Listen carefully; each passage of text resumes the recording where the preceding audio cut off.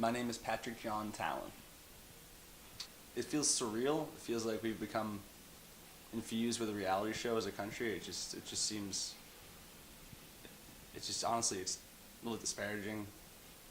It's disheartening in the fact that I feel like a lot of people are misinformed and misguided in the fact that they see Donald Trump as the anti-establishment figure when he is just a complete embodiment of the establishment. He's already had issues with his investments overseas that have just absolutely, I think in terms of the riots, that's the last thing we have to worry about with the media. They gave Donald Trump millions of dollars of free advertising, at least, just because he was good television.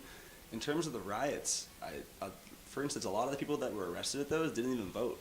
So it's just a giant group of people just whining like children that's not going to accomplish anything. The only way to accomplish anything is to get involved with the actual democratic process of voting. That's the only way to make a difference, because the idea of revolution, it's completely taboo now. We can't do anything against this giant superpower against us. We don't have muskets anymore. There's no level ground to fight against.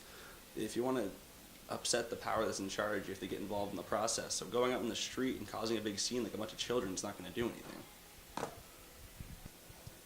When it came down to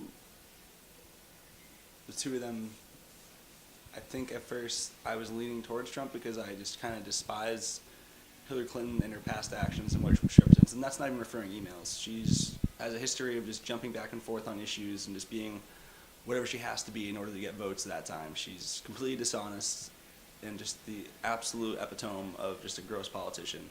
But at the same time, when it came down to like the last 2 weeks before voting, I realized that I'm not necessarily voting for that person. I'm voting for the people that are going to surround themselves within that cabinet to make a difference.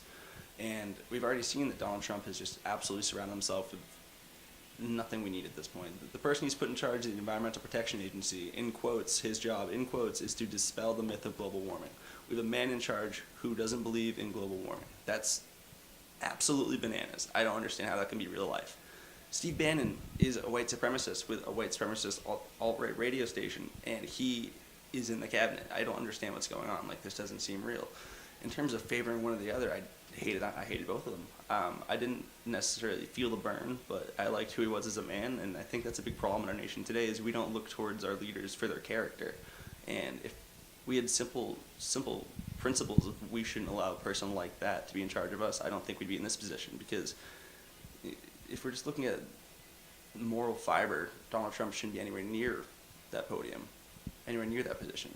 I think Kasich was a much stronger candidate than him, but once again, Donald was fed into the fears of the American people at a really tumultuous time in the world, and he absolutely preyed upon the advantages he had with the media, which was just giving him free advertising because he was great television, because he would just speak out of his ass and people would cheer.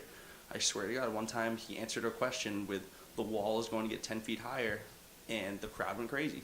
That answer had nothing to do with the question that was asked, and the crowd went absolutely wild. Like, it's banana land to look at where we are right now. It doesn't feel real.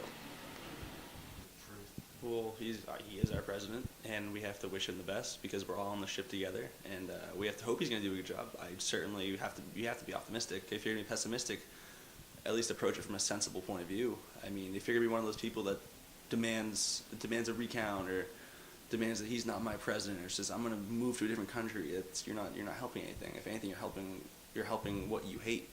Because if you're just going to flee, that's not standing up to the American standard. That's not defending your country through your action and display of American rights. If you're going to complain and say, oh, well, that's not my president, you're just wrong. You're just wrong. I understand the popular vote argument, but that's not how our electoral system works. And granted, I don't believe in electoral college, but this is where we're at. This is our system. And once again, if you want that system to change, you have to become actually involved in the system. It blows my mind the amount of people that like to argue about these things and like to say, oh, what if, and they didn't even vote. They're not even registered to vote. Like, for instance, Kanye West last week comes out and goes, well, if I had voted, I would have voted for Donald Trump. That's the most asinine statement I've ever heard in my life. You can't have an opinion on this if you didn't vote. It's absolutely bananas. And so in terms of where we're going to go, I would like to think we're going to keep moving forward, but I have a feeling we've stepped backwards. I think what's going to happen, it's almost comically comparable to medieval times in that ideology will rule over logic, and that's not a good ideology I'm referring to. It's an ignorant one of just absolutely tunnel vision. This is right, this is wrong, everything's black and white. If I'm being honest, I don't see this going well for Donald Trump. I think we'll be fine as a country because we're stronger than him as a person. But as a representative, this feels embarrassing. This doesn't feel real. He's such an idiot.